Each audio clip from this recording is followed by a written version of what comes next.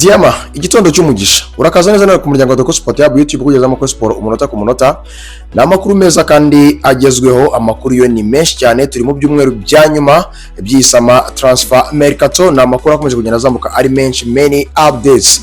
Uyu munsi rero nabaganirije mu kiganiro cyabanje ku mugabo bita BALEBA imyaka 22 umunyamakameroni, aho deal ye igeze mu muryango w'ikipe ya Manchester United kugeza kuri sangiye kukubwira ahantu deal ye noneho situation ye bigeze kugera kuri uyu munota.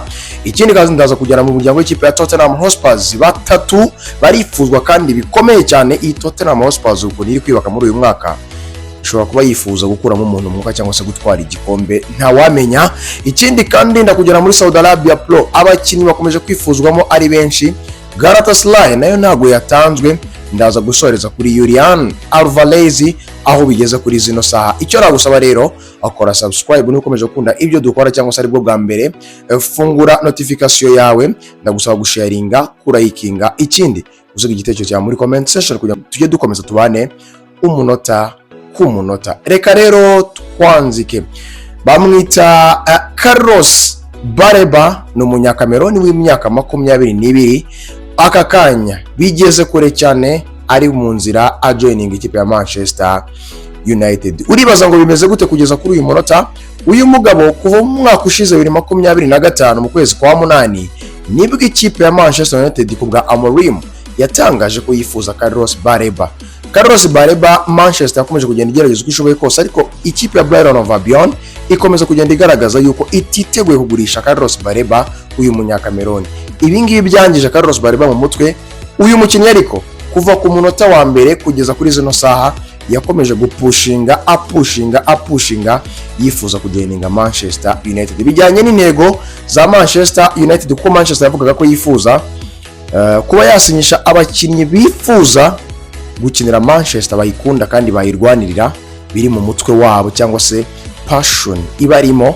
Icya kabiri, irifuza umukinnyi ufite akamenyero ka Premier League, umaze kumenyera kuba yayikina atazasabwa adaptation kuva mu yandi marigue. Icya gatatu kinakomeye cyane, ni umukinnyi ujyanye naho projet ya Manchester United igeze kugeza kuri munota ntago izapfa kuraruza. Uyu BALEBA rero ku bwa Amakuru baramwifuje ukwa 8, ukwa 9, ukwa 10. BALEBA ariko apushinga, biza kurangira Brighton of Albion byanze kugeza mu kwa mbere, nabwo birarangira muri iyo transfer birarangira.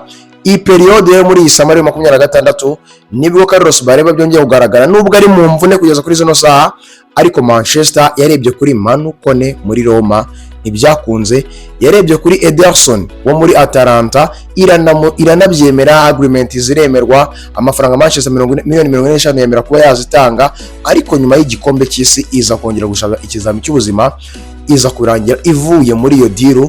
Uyu mukinnyi nyuma y'ibyo byose byamubayeho, nubwo ikipe yari yaratangaje ko nta kibazo afite, ngo ntago bumva impamvu uyu mugabo yagaruwe Ederson muri Atalanta, baje kumukubita contract nshyashya y'imyaka 5. Uyu munsi bwa mbere na mbere yaje kubatangaza amagambo akomeye, aragira ati ngiyewe numvikanye na Manchester, amakipe menshi yaranyifuzaga yo mu Bwongereza, ananyifuza cyane, ariko nemenya na Manchester, nemenya kuyijoininga, biza no kurangira nkora biza ikizami cy'ubuzima, nigeze gukora ikizami cya kabiri. Ikizami cya kabiri yamvuye mu gikombe cy'isi kuza kugikora, naje gutungurwa no kumva bambwiye ngo ntago byakunze, ntago meze neza. Ndibaza mvuye mu gikombe cy'isi ntameze neza, ese byagenze bite? Ntago nzi cyabaye, ariko nanone nyine nuko imyanzuro yarangiye. Gusa ngiye gukomeza ngerageze nkoresha imbaraga, nkomeze gukina umupira wanjye nkuko bisanzwe hano muri Atalanta. Nayo magambo umugabo bita Ederson yatangaje, gusa ni urujijo rukomeye cyane hagati ya Manchester na Atalanta, ariko Manchester yatangaje ko ikibazo cy'ivi uyu mukinnyi Ederson yari agifite mu bizami bapimye muri icyo kizami cya kabiri cyabereye mu Bwongereza. Ayo ni amakuru yagaragajwe ku mukinnyi bita Ederson. Aho ngaho rero niho Manchester yongeye kureba, iravuga ati reka tuye kuri Chouameni muri Real Madrid iramwimana, itimo kubitana kontra y'imyaka 5, irongerera kuri Kamavinga. Real Madrid yavuga twamugurisha, ariko Kamavinga yongera gutangaza ko yifuza kuguma muri Real Madrid no guhanganira umwanya we. Birarangira Manchester iri ku bakinnyi benshi batandukanye, kugeza ubwo byagiye bigorana cyane, yongera gutekereza nanone nubwo itari yarakuyeyo kuri BALEBA. BALEBA yari yarasubiye inyuma, ntabwo yari kuri ya ritme nziza cyane, ariko bakomeza kwizera yuko uyu mukinnyi bishobora kuba byaramukozeho kuba yarifuza kujoininga Manchester, ariko Brighton iza kuba imubanira.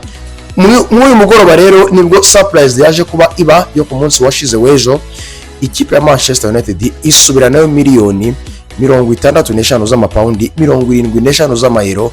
Ikipe ya Brighton of Albion irarejectinga, irazanga, ivuga yuko bidahagije. Kugeza kuri uyu munota rero Fabrizio Romano yaje kubatangaza yuko mu kiganiro azindukanye muri kino gitondo ngo ikipe ya Manchester United kuri uyu munsi wo kwa kane ngo biteganyijwe yuko iri busubireyo n'indi bid, kandi iyi bid iri buze kubirangiza ubu busabe buri buze kuba burangiza iyi transfer. Bivugwa yuko Carlos Baleba mu masaha 24 cyangwa amasaha 48 Carlos Baleba ashobora kuza kuba asinyira ikipe ya Manchester United nk'umumediateri mushyashya, sitting midfielder nimero 6 macacari ukomeye cyane. Nayo mpamvu mbwira ngo Carlos Baleba kuva mu kwezi kwa 8 mwaka ushize zari inzozi zo gukina ikipe ya Manchester United. Kujya muri Manchester ntabwo cyaba ari ikibazo cyo kumva ko bapushinza, ahubwo we arifuza gukinira Manchester United. Ndibaza ahubwo ese Carlos Baleba ni nimero 6 mwiza wo gusimbura Enrique Casemiro? Icyo ni kibazo ndi kubaza muri comment, uri buze kunsubiza. Gusa icyo nakubwira, mbere yuko Manchester mwifuza, Carlos Baleba yari umwe mu mediateri beza baba sitting midfielder nimero 6 bari beza muri Premier League ndetse no mu Burayi barebwagaho. Yari gifite imyaka mikeya 20 ishyira 21. Kugeza kuri uyu munsi rero aka kanya Carlos Baleba muri Manchester bari mu biganiro bya nyuma, bategereje bid ya kabiri Manchester iribuza kubitanga. Ndibuka iyi transfer ijya gutangira Manchester yatangaje ko igiye gushaka mediateri 3, harimo umediateri w'umuswadi player, irimo umediateri wo gusimbura Ugarte, irimo n'umediateri wo gusimbura Enrique Casemiro. Yifuzaga ko bose bagura miliyoni 140, ikavuga ati miliyoni 80 nusimbura Enrique Casemiro, miliyoni 40 nusimbura Ugarte, kubera ko Ugarte bifuza ko bamugurisha nubwo yasagira ikibazo cy'imvune akaba atazasohoka muri isema Americato, wenda azasohoka mu gihe kiri imbere. Bakifuza n'umuswadi player wa miliyoni 20 umaze gusinyisha Yuri Telemans muri Mediane kuva mu muryango w'ikipe ya Aston Villa ajoininga ikipe ya Manchester United. Ikindi kandi basinyisha uwo bita Santos kuva mu muryango w'ikipe ya Chelsea the Blues kuri miliyoni 50. Ikindi kandi bagiye kuba basinyisha uwo bita Carlos Baleba nk'uko tubitegereje aka kanya. Carlos Baleba rero birateganyijwe yuko ashobora kuza kujoininga vuba ahangaha. Fabrizio Romano avuga ko amasaha 28 ndetse na 48 diri buze kuba ibaye Dani ava muri ikipe ya Brighton of Albion ajoininga ikipe ya Manchester United. Ese uri kubona Carlos Baleba azabikora? Ese nkuko nabikubajije, niwe musiting midfielder ugomba gusimbura uwo bita Enrique Casemiro wagiye muri MLS? Twirukanka cyane rero Tottenham Hotspur 3 ku myanya 3. Uwa mbere Savinho kuva mu muryango w'ikipe ya Manchester City ajoininga Tottenham Hotspur. Roberto Di Zerbi ategereje kumva ko Manchester City rekura ubundi Savinho agasohoka akajya muri Tottenham. Savinho akomeje kugenda pushinga cyane yifuza kujoininga ikipe ya Tottenham Hotspur kubera iki playing time muri Manchester City yaje kuba ibura. Ni nayo mpamvu imikino yose ya pre-season amaze iminsi banakina ndetse n'iki gikombe bakinye cya Community Shield ntago Savinho yagikinnye, bigaragaza yuko uyu Savinho yiteguye gusohoka mu muryango w'ikipe ya Manchester City ajya muri Tottenham Hotspur. Uwo ni uwa mbere. Uwa kabiri bamwita Cody Gakpo. Liverpool iramuka itanze green light yuko Cody Gakpo agomba gusohoka mu gihe abayinjije uwo bita Bradley Barcola ndetse na Ibrahim Mbaye azahita joininga Roberto Di Zerbi mu muryango w'ikipe ya Tottenham Hotspur. Abona abawinga babiri irimo irifuza kandi cyane. Icya gatatu havuzwemo na Pedro Neto ndetse wongera kuvugwamo na Gabriel Martinelli, ariko ntago biravugwa neza cyane nanone. Ariko nanone hari ikintu kitangiye kugenda kizamuka cyane kiri kuvuga ko umwataka nawe arakeneye mu muryango w'ikipe ya Tottenham Hotspur. Harimo haravugwa bita Omar Marmoush, sitting striker. Ikindi harimo haravugwa mu bita Nicholas Jackson. Abo nibo bataka babiri barimo barifuzwa mu muryango w'ikipe ya Tottenham Hotspur kugira ngo barebe yuko bakiyubaka. iyi Tottenham Hotspur mw'abantu mwe ni ikipe irimo iriyubaka ku rwego rwo kureba ko yahatanira Premier League cyangwa se yaza mu marushanwa y'u Burayi ikongera ikisubiza mu makipe atari selling club, ikisubiza mu makipe ari akompeta ku bikombe iyi Tottenham Hotspur. Reka mubwira akantu kamwe, iyi Tottenham Hotspur muri defense yinjijeho bita Jean-Claude Van de Beek. Uyu ni umuholandi wavuye mu muryango w'ikipe niba nibuka neza ya Brighton of Albion. Uyu ni uwa mbere. Uwa kabiri yinjije Senesi yavuye muri Bournemouth. Gatatu yinjije Robertson yasinyishije Van de Ven imwongera amasezerano. Pedro Porro imwongera amasezerano. Ibyo ni ibisobanuro yuko iyi Tottenham Hotspur nta mikino ifite, aho ni muri defense. Muri mediane yakubisemo uwo bita Sandro Tonali, yakubitamo na Matheus Fernandes. Abo ni amediateri macacari baryoshye bya hatari kugeza kuri uno umunota.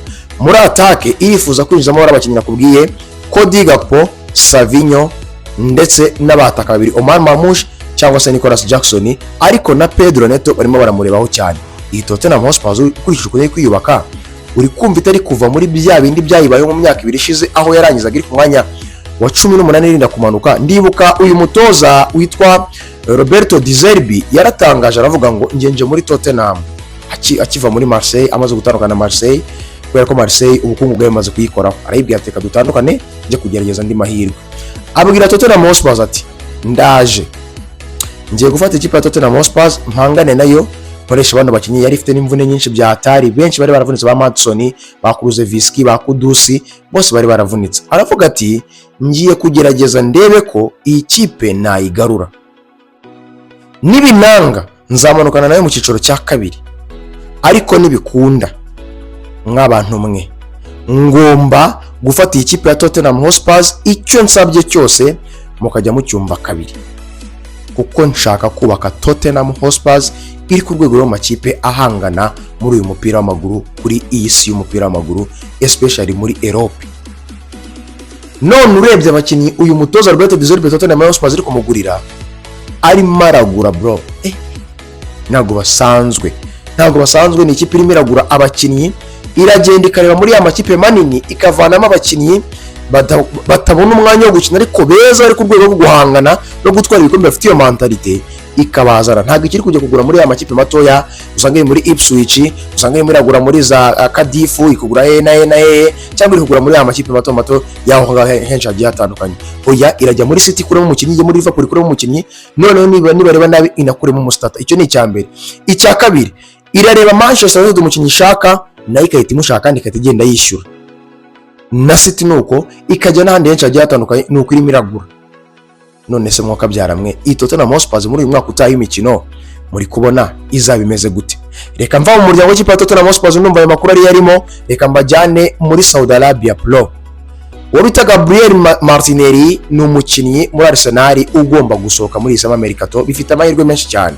Kubera iki? Community Shield ni igikombe gikinwa n'ikipe yatwaye Premier League n'iyatwaye FA Cup mu Bwongereza. Ni ukuvuga ngo uyu mukino ntago Martinelli yagiye kuri Swadi kandi yari muzima.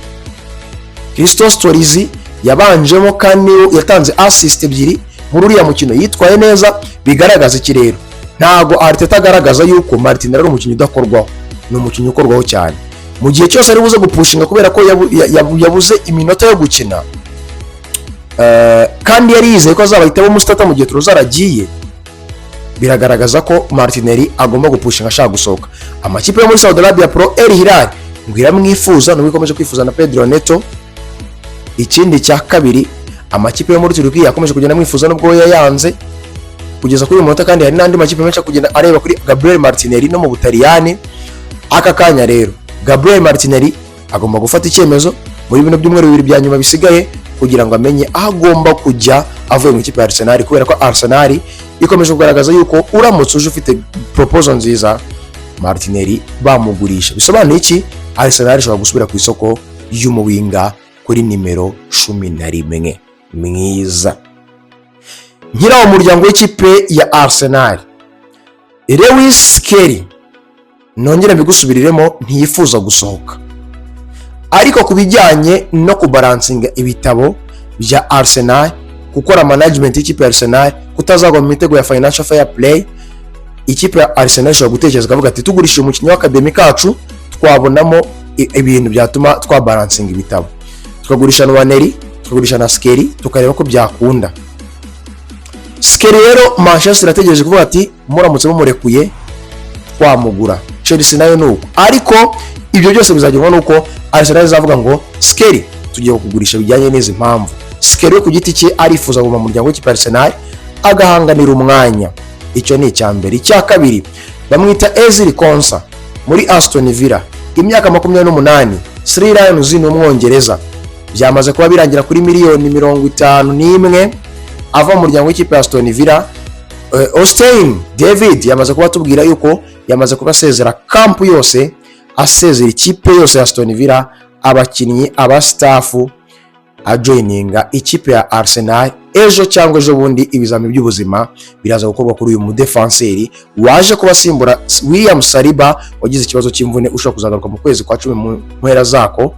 Bisobanura iki rero? Baguze nimero 5 cyangwa 4 defense centrale, ariko ushobora no kuza gufasha kuri nimero 2 mu gihe cyose hazaba habaye ikibazo. Murabizi ko Julian Timberi akunda kugira ikibazo cy'imvune mu muryango w'ikipe ya Arsenal, ndetse n'uwo bita Ben White, bombi bakunda kugira ibibazo by'imvune kuri nimero 2. Nayo mpamvu rero Arsenal iri kwitegura kuba yagura umudefenseri ushobora kukavaringa iyo myanya yombi. Ezri Konsa niwe mudefenseri babonye nyuma yuko bifuje Kunde, bakivuza Kwansa, bakifuza Maxence Rakora kujya mu muryango w'ikipe ya Chelsea.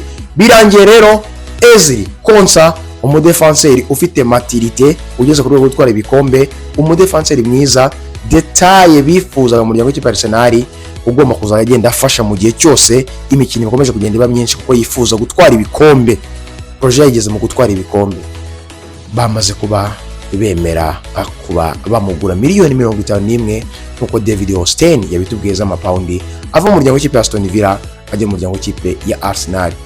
Byinshi bikurikiraho ikizami cy'ubuzima ndetse n'amasezerano kumugaragaza, byose ni mu masaha 24 biraza kuba bigenda birangira.